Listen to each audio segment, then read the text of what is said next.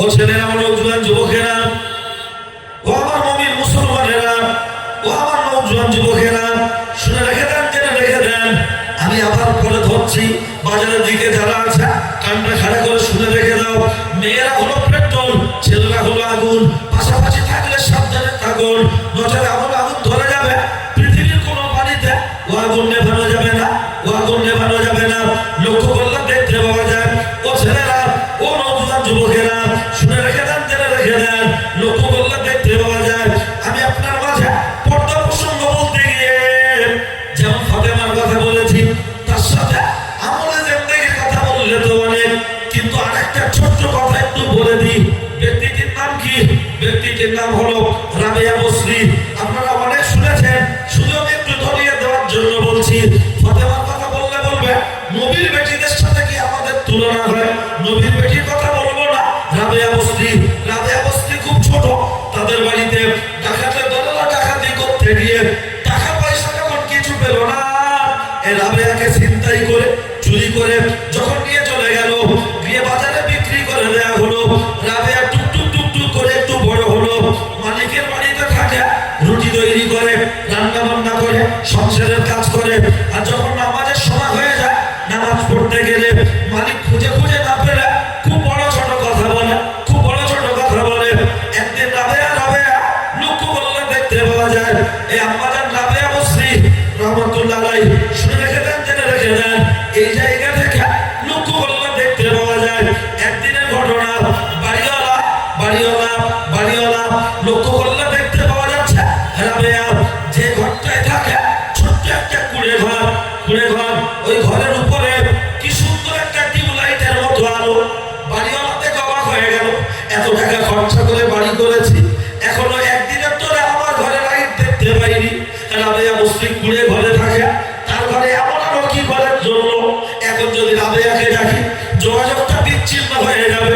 সকাল হোক, রাবেয়াকে ডেকে বলা হচ্ছে, রাবেয়া আয় আমার কাছে চলে আয়। রাবেয়া মনে মনে করছে আমার কোনো ভুল হয়েছে, এমন করে কেন ডাকছে? রাবেয়া হাত জড়ো করতে করতে আসছে। তখন বাড়ির মালিক বলতে চাইছে, রে ও রাবেয়া বলো, গতকাল রাতের বেলা তোমার ঘর থেকে একটা আমি আওয়াজ পাচ্ছিলাম, একটা আলো দেখছিলাম, আর ঘরের ভিতরে তুমি যেন কান্নাকাটি করছিলে। তুমি এমন করে খাচ্ছ, কান্নাকাটি কেমন? তুমি আমার রব, আর আমি যার বাড়িতে আছি সে আমার মনি। আমি কাজ করতে গেলে আসর করতে পারি না, মাগরিব পড়তে পারি না। আমার এই দুটো ওয়াক্তের নামাজ আমি এশার সময় একেবারে পড়ে দিই। আল্লাহ তুমি কাজাকে কবুল করে নাও। এত পরিমাণ কাঁদছে, কিছু আওয়াজ মালিক বুঝতে পেরেছে, কিন্তু কি সবটাই বুঝতে পারেনি। রাবেয়া বস্তিকে যখন ধরে জিজ্ঞাসা করা হচ্ছে, রাবেয়া বলছে, দেখুন ঘুমের ঘরে মানুষ স্বপ্ন দেখে ভুল করে কাঁদে, কত কি বলে, তাকে আর দিনের বেলা পরে আর মনে থাকে। তার মানে উনি এড়িয়ে গেলেন। আর আমরা বলছি তাকে হাত করে তো বলছে, এক দুজন গল্প করছে, আওয়াজে গেলাম, প্রথমবারে কষ্ট হয়নি, দ্বিতীয়বার কষ্ট, আরেকজন বলছে আমার তেমন কিছু মনে হয়নি, আমার তৃতীয়বার আমাকে একটু কষ্ট হয়। তার মানে ও বলতে চাইছে তোরা দুবার গিয়ে আমি চারবার, দু চারটা লোক আছে দেখে বেরোবো, সারা দুনিয়া লোকের কাছে বলবো আমি কিচ্ছু আমার বাদ দিই না, নফল রোজা সব করি, গল্প করছে, ডায়লগও দিচ্ছে। তার মানে লোক নামাজ পড়েও জাহান্নামে যাবে।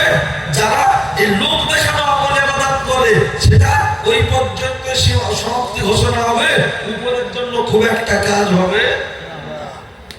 রাবেয়া বসরি এড়িয়ে গেলেন। ও ছেলেরা, শুনে রেখে দেন, জেনে রেখে দেন। আবার একদিন দুদিন মালিক ফলো করছে রাতের বেলা, আরেকদিন রাতের বেলা মালিকের পেট খারাপ, রাতের বেলা পায়খানা লেগেছে, উঠে দেখছে আবারও সেই আলো। এই আলোটা যেই দেখছি, আর আমি আবার সেই আগের দিনের মতো কান্নাকাটি করছে। আর ওই আলোটা উপর থেকে আস্তে যেই রাবেয়ার ঘরে পৌঁছে যায়, ওই রাবেয়া কান্না বন্ধ হয়ে গেল। সকাল হয়ে গেল, রাবেয়াকে জিজ্ঞাসা করছে, রাবেয়া একটা ব্যাপার একটুখানি বলে দাও। মা তুমি আড়াল করো না। তখন রাবেয়া বসরি বলেছিলেন, আপনি আমার মালিক, আমি আপনার বাড়িতে থাকি, তবে আপনার সাথে আমার শর্ত হলো আমি যতদিন বেঁচে থাকবো আপনি এই গোপন কথা পৃথিবীর কারোর কাছে বলতে পারবেন না। মালিক ওয়াদাবদ্ধ হলেন। ওয়াদাবদ্ধ হওয়ার পরে রাবেয়া বসে কাঁদতে কাঁদতে বলছে, আমি আপনার বাড়ির একটা কাজ করতে না পারলে, দেরি হলে আপনি রেগে যান, আপনি আমাকে আঘাত করেন, আপনি আমাকে কথা বলেন, কিন্তু আপনারও যে রব আমার সেই রব, তিনি 5 ওয়াক্ত নামাজ ফরজ করেছে। আমি আপনাদের সংসারের কাজ করতে গিয়ে আমার আসর হয় না, মাগরিব হয় না, যখন আপনাদের সকলকে খাইয়ে দাইয়ে শুইয়ে দিই, আমি আরামের বিছানায় আর পিঠটা দিতে পারি না, আমি আরামের বিছানায় পিঠটা দিতে পারি না। আমি রাবেয়া ঘরের চরণা বন্ধ করে দিয়ে কাজা নামাজ ওয়াক্তের পরে এশার নামাজ শেষ করে আমি তাহাজ্জুদের নামাজ পড়তে পড়তে আল্লাহর কাছে ফরিয়াদ করে বলি, আল্লাহ এক ওয়াক্ত নামাজ কাজা করে 2,88,000 বছর জাহান্নামে আমি রাবেয়া সইতে পারবো না। তুমি আমাকে এই কাজা নামাজটা মাফ করে দাও। আল্লাহর কাছে আমি কাঁদতে থাকি।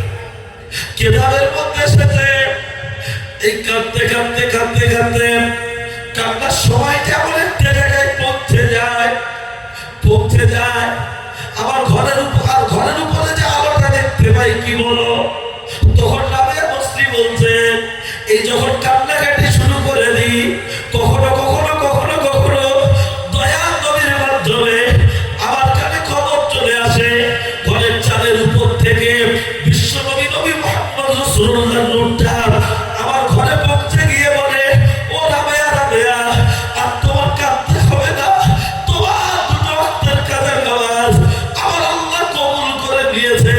একবার জোরে বলুন সুবহানাল্লাহ। আমি সেই টাইমটা শান্তির নিঃশ্বাস ফেলি, কিছুক্ষণ অপেক্ষা করি ফজরের ওয়াক্ত চলে আসবে। আমি ফজরের নামাজটা পড়ে সামান্য টাইম ঘুমাই, আর ভয় ভয় করি না জানি আপনি কখন ডাকবেন। সমস্ত কাজগুলো আমি করে উঠি। ও ছেলেরা, ও নওজোয়ান যুবকেরা, এই রাবেয়া বসরিকে বাড়ির মালিক বললেন, রাবেয়া তুমি আমাকে ক্ষমা করে দাও, তুমি আমাকে ক্ষমা করে দাও, আজ থেকে আমার বাড়িতে তোমাকে হাড়ি বাসন মাজতে হবে, তুমি আমাকে ক্ষমা করে দাও। ও রাবেয়া রাবেয়া, তোমার আমি একটা আলাদা ঘর দিয়ে দিচ্ছি, ওই ঘরে তুমি থাকবে, ইবাদত করবে, আল্লাহর উপাসনা আরাধনা করবে, আমার কাজের লোক তোমার ঘরে খাবার পৌঁছে দেবে। রাবেয়া বলেছিলেন, হবে না হবে না হবে না, আমি এভাবে থাকতে পারবো না, আমি আপনার কেনা গোলাম, টাকার বিনিময় আপনি যদি আমাকে আজাদ করে দিতে পারেন একেবারে দেবেন, যদি আজাদ না করে দিতে পারেন আপনার বাড়িতে যেমন চাকর হয়ে এসেছি, গোলাম হয়ে আছি, গোলাম হয়ে থাকতে চাই, তবে আমার ইবাদতের একটু সুযোগ করে দেবেন। যদি আপনার কাজটা একটু কম হয় আমাকে একটু ক্ষমা নজরে দেখবেন, যত সময় লাগুক না কেন সমস্ত কাজ আমি করে দেব। বাড়ির মালিক বললেন, না না না না না, ও রাবেয়া রাবেয়া তুমি আমাকে ক্ষমা করে দাও, এত টাকা খরচা করে আমি বাড়ি তৈরি করেছি, এইরকম আলো কোনোদিন দেখতে পাইনি, আর কোনোদিন দেখতে পাবো বলে আমার আশা নাই, নবীর যে নূর এটা তো দেখা সহজ কথা নয়। ও রাবেয়া রাবেয়া রাবেয়া তুমি আমাকে ক্ষমা করে দাও, আমার বাড়িতে থেকে যাও। রাবেয়া বলেছিলেন, হবে না হবে না হবে না, আমি আপনার বাড়িতে গোলাম হয়ে থাকতে চাই। বললো, তোমাকে আমি আজাদ করে দিলাম। কিতাবের মধ্যে এসেছে রাবেয়া বসরি চলে গেল কোন জায়গায়, নাম হলো রাবেয়া, জায়গাটার নাম হলো বসরা, তার থেকে হয়েছে বসরি, রাবেয়া বসরি। এই বসরা নগরে চলে গেল, গিয়ে টুপি সেলাই করতে শুরু করলো, টুপি সেলাই করতে শুরু করলো।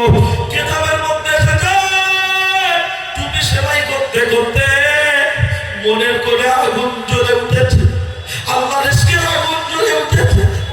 রাবেয়া বস্তি চিৎকার করে যখন কাঁদছে, এলাকার মানুষ সব বালতি কলসি নিয়ে দৌড়ে আসছে।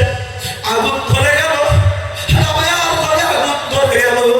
সবাই যখন দৌড়ে দৌড়ে আসছে, কেতাবের মধ্যে এসেছে হাসান বসরি বলে একজন ব্যক্তি সেই সময় বলেছিলেন, ও বাবারা বাবারা বাবারা, তোমরা বালতি নিয়ে দৌড়িও না, কলসি নিয়ে দৌড়িও না, পানির পাত্র নিয়ে দৌড়িও না।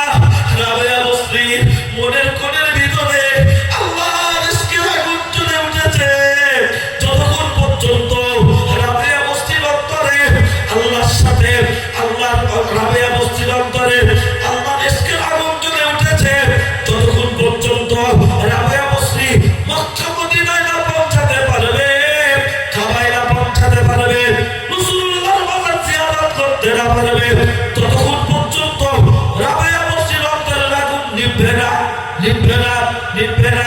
কিন্তু রাবেয়া বসরির গাদা তো খুব দুর্বল, ও তো তুলে যেতে পারে না, যেতে পারে না। কি করে যাবে? লক্ষ্য করলে দেখতে পাওয়া যায় ও বড় বাংলার ছেলেরা, ও বসিরহাটের মাথাটি খারাপ, একটু কাপটা খাড়া করে শুনে রেখে দেন। রাবেয়া বসরি খুব গরিব, তুমি সেলাই করে খেতে খেতে মনের ভিতরে নবীর প্রেম জেগে উঠেছে, আল্লাহর ইশকের আগুন জ্বলে উঠেছে, আল্লাহর ইশকের আগুন জ্বলে উঠেছে। দৌড়াতে দৌড়াতে নয়, সবাই গাদার পিঠে উঠে বলছে, আমরা হজ পাকে যেতে চাই, আমরা নবীর মাজার জিয়ারত করতে চাই, আমরা কাবায় নামাজ পড়তে যেতে চাই। লক্ষ্য করলে দেখতে পাওয়া যায় রাবেয়া বলছে, আমার যেতে মন চাইছে রে, মন চাইছে, আমি তো থাকতে পারি না, আমার নবীর আমি চামড়ার চোখে দেখতিনি, কিন্তু আমার মনের ভিতরে আগুন জ্বলছে।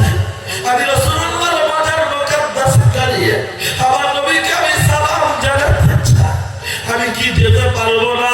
তোমাদের কারো গাদাতে আমার যাওয়া যাবে না, আমার নিজের একটা গাদার দরকার, মেয়েদের জন্য পর্দার প্রয়োজন।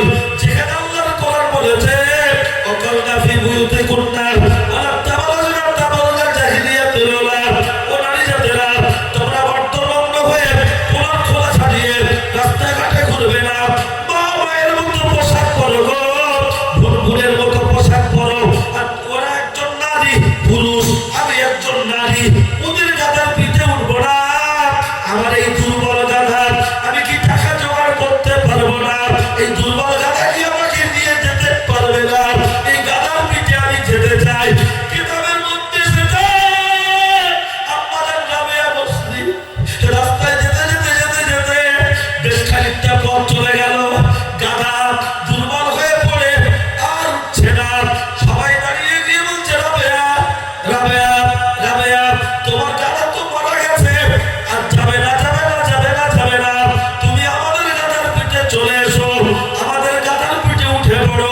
তখন আম্মাজান রাবেয়া বসরি বলেছিলেন, ও ছেলেরা, ও কাফেরের লোকেরা, শুনে রেখে দাও, জেনে রেখে দাও, তোমরা যাচ্ছ মক্কা মদিনা, তোমরা যাচ্ছ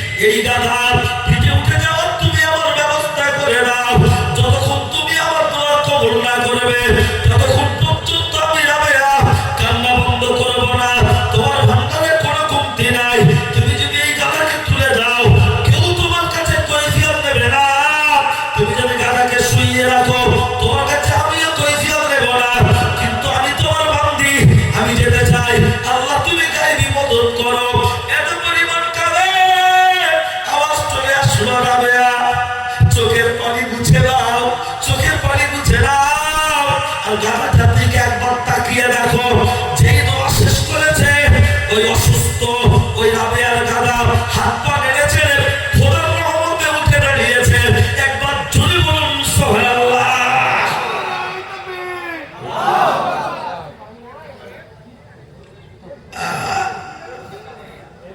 রাবেয়া টুপি সেলাই করে তার মনে আল্লাহর ইশকের আগুন জ্বলে উঠেছে। আর আমাদের বাড়িতে কাম সেলাই করে টিকটক করে দেবের আগুন ভিতরে জ্বলছে।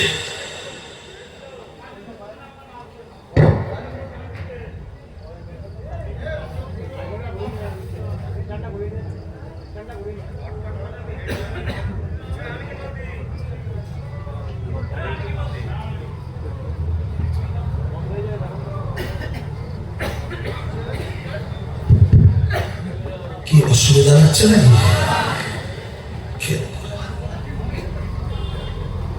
এই রাবেয়ার কথাটা বলার উদ্দেশ্য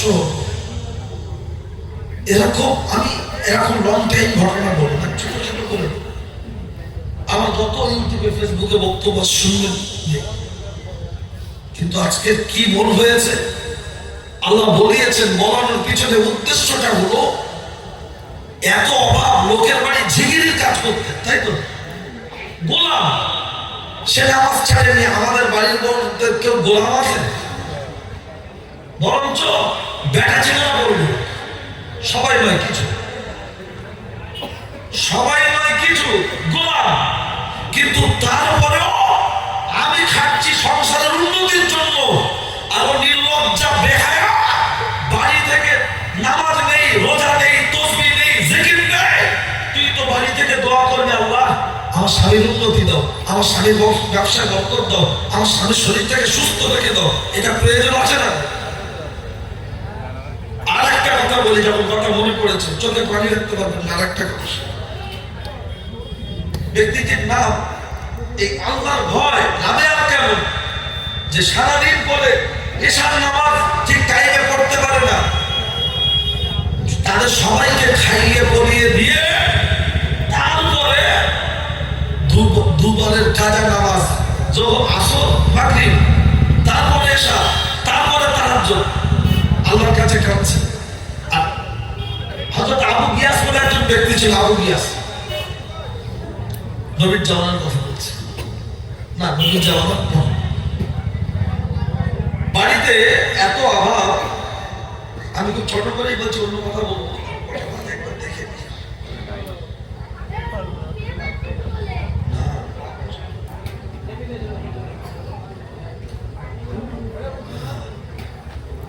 আমার তো সময় শেষ, কেন